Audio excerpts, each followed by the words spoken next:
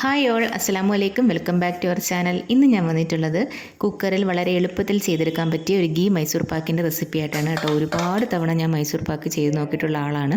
പക്ഷേ ഒരു തവണ മാത്രമേ എനിക്ക് സക്സസ് ആയിട്ടുള്ളൂ. മെനക്കേട് കാരണം ഞാൻ ചെയ്യാൻ പോയിട്ടില്ല കേട്ടോ. അപ്പോൾ എനിക്കെങ്ങനെയാണ് തോന്നിയത് കേട്ടോ. അപ്പോൾ ഞാൻ ഇൻസ്റ്റാഗ്രാം തോണ്ടിക്കൊണ്ടിരിക്കുന്ന സമയത്ത് കിട്ടിയ ഒരു റെസിപ്പിയാണിത്. അതേപോലെ തന്നെ ഞാനിവിടെ ഏറ്റെടുത്തിട്ടുണ്ട്. അപ്പോൾ എല്ലാവരും ഈ വീഡിയോ കണ്ടിട്ട് ഇതൊന്ന് ട്രൈ ചെയ്ത് നോക്കണം കേട്ടോ. 100% സക്സസ് ആണ്.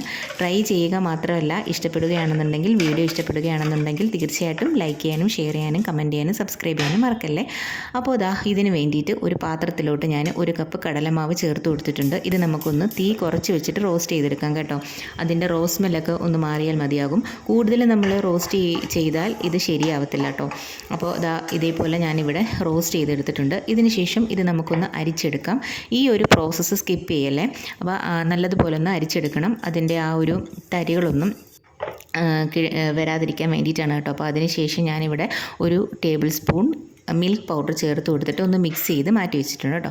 അപ്പോൾ കുക്കർ എടുത്തിട്ടുണ്ട്. കുക്കറിലോട്ട് 1/4 കപ്പ് പഞ്ചസാരയും 1/4 കപ്പ് വെള്ളവും 3 ടേബിൾ സ്പൂൺ നെയ്യും കൂടെ ചേർത്ത് നമുക്കിതൊന്ന് കുക്ക് ചെയ്തെടുക്കാം. അപ്പോൾ കുക്ക് ചെയ്യുമ്പോൾ നമുക്ക് വിസിലിടാം കേട്ടോ.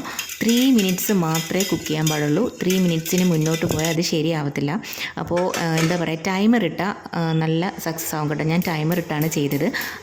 വിസിൽ ഇടാൻ കുഴപ്പമൊന്നുമില്ല. 3 മിനിറ്റ്സിന് മുമ്പേ ഇത് എന്താ പറയുക, ഈ വിസിൽ വരുന്നതിന് മുമ്പേ 3 മിനിറ്റ്സ് ആവും കേട്ടോ. അപ്പോൾ അത് നിങ്ങൾ ടെൻഷൻ ആവണ്ട.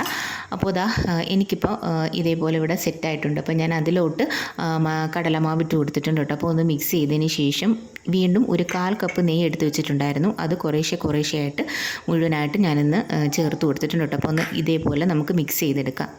അപ്പോൾ ഇതെല്ലാം പെട്ടെന്ന് ചെയ്യണം കേട്ടോ. അപ്പം എന്താ പറയുക, ആ പ്രഷർ മൊത്തം റിലീസായതിന് ശേഷം മാത്രമേ അടപ്പ് തുറക്കാവുള്ളൂ. അതിന് ശേഷമാണ് നമ്മൾ എന്താ പറയുക, കടലമാവ് ഇട്ട് കൊടുക്കേണ്ടത് കേട്ടോ. അപ്പോൾ നേരത്തെ ഗ്രീസ് ചെയ്ത് വെച്ചിരിക്കുന്ന ആ ടിന്നിലോട്ട് ഞാനിത് ചേർത്ത് കൊടുത്തിട്ടുണ്ട്.